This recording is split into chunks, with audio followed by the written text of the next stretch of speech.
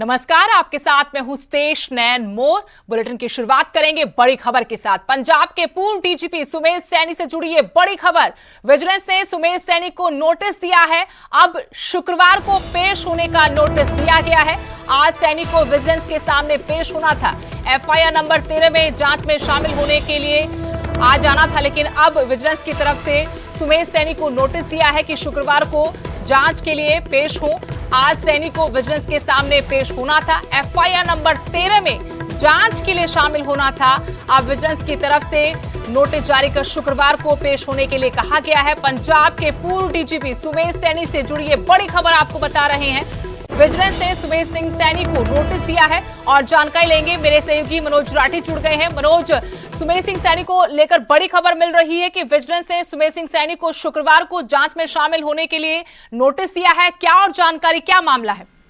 देखिए सुदेश, सुमेश सिंह सैनी लगातार विवादों में रहे हैं और आज अभी जो जानकारी मिली है विजिलेंस की तरफ से कि आज उनको बुलाया गया था जांच में शामिल होने की। एफआईआर नंबर 13 जो 2 अगस्त को मामला दर्ज किया गया था विजिलेंस की तरफ से और घर पर रेड की गई थी। उस समय सुमेश सिंह सैनी नहीं मिले थे, लेकिन उसके बाद कई विवाद हुए। उसके बाद उनकी बेल भी हुई एफआईआर नंबर 11 में, लेकिन एफआईआर नंबर 13 में शुक्रवार को उनके घर के बाहर नोटिस लगाया गया था और नोटिस में आज तक का समय दिया गया था कि आज तक आके विजिलेंस में वो जांच में शामिल हो, लेकिन आज वो नहीं आए और उन्होंने अपने वकील के जरिए एक रिप्लाई जो है वो भेजा है जिसमें सेहत का हवाला दिया गया है। सुदेश, में आपको बता दें कि एक बार फिर से सुमेश सिंह सैनी ने बहाना कह सकते हैं या फिर किस तरह से कह सकते हैं, क्योंकि हर बार जब भी उनको जांच में शामिल होना होता है तो कहीं ना कहीं उनका सेहत का जरूर हवाला जो है वो दिया जाता है और 15 दिन का समय सुमेश सिंह सैनी की तरफ से लिया गया है कि उनको 15 दिन का समय दिया जाए। और विजिलेंस के अधिकारी, हालांकि अभी थोड़ी देर पहले ही जो न्यूज 18 को जानकारी मिली है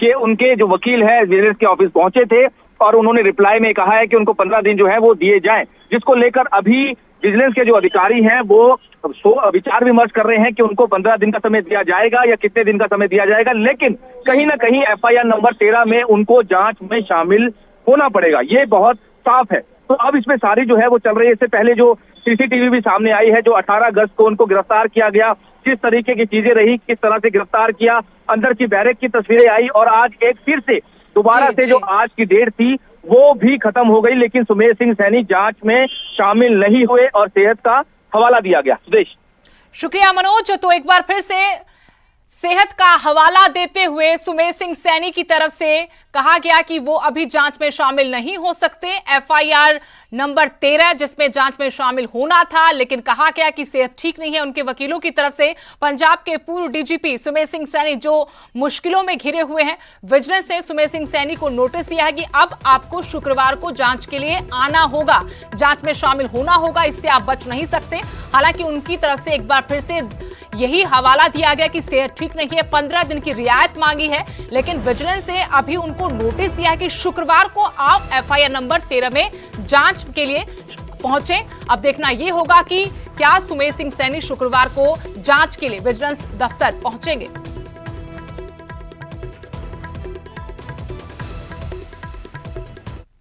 अगली बड़ी खबर कैथल से, जहां खाकी एक बार फिर से दागदार हुई है। एएसआई रैंक के 2 पुलिसकर्मियों पर एफआईआर दर्ज हुई है। महिला की शिकायत पर गलत जांच का आरोप इन पर है।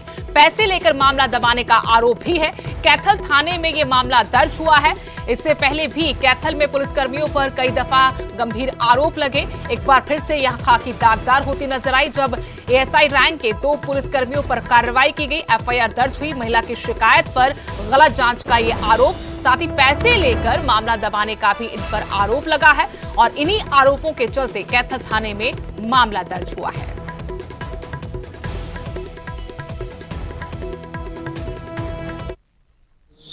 पुलिस ने नहीं करी, जिसमें 2 कर्मचारियों का दोष पाया गया था। उनके खिलाफ हमने 166 आईपीसी 120 बी आईपीसी के तहत अभियोग अंकित किया है।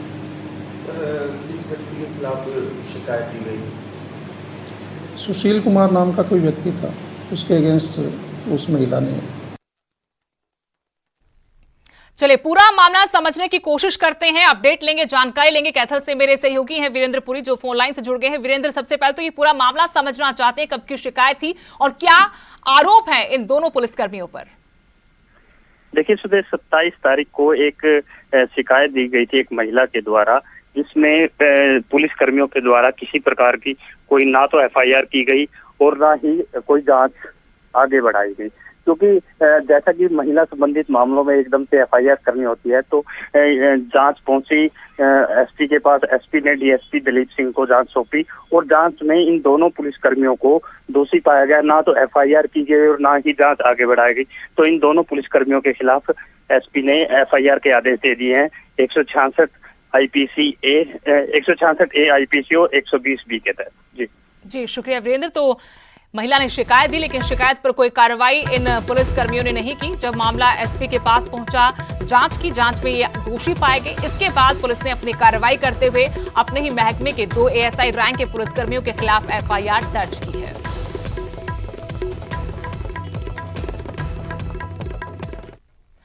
रोहतक पुलिस ने 4 हत्याओं की गुत्थी को सुलझा लिया है। पुलिस जांच में जो दिल दहलाने वाला खुलासा हुआ है, उसे सुनकर आपके भी रोंगटे खड़े हो जाएंगे। 20 साल के बेटे ने ही अपने मां बाप, बहन और नानी की हत्या की थी। आरोपी अभिषेक उर्फ मोनू को पुलिस ने गिरफ्तार कर लिया है। पुलिस पूछताछ में आरोपी बेटे ने हत्याकांड का राज उगल दिया था।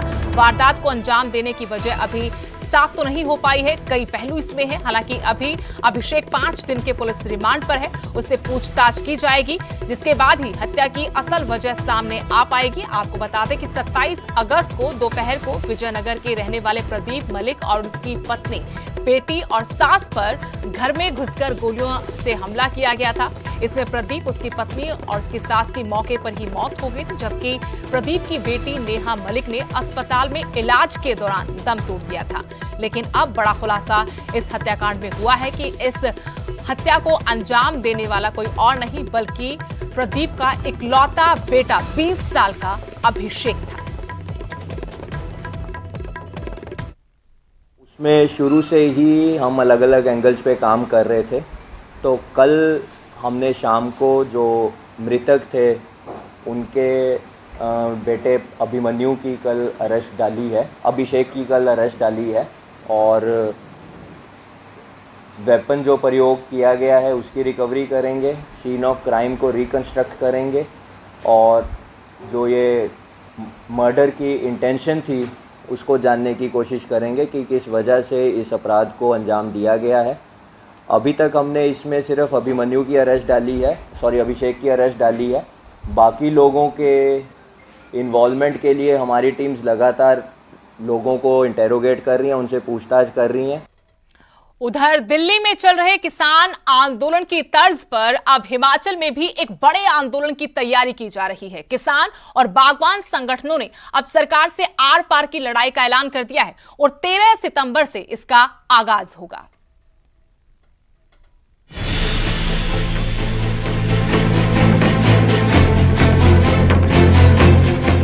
किसान नेता राकेश टिकैत के शिमला दौरे का असर अब दिखने लगा है। प्रदेश की सर्द फिजाएं भी अब गर्मा गई हैं।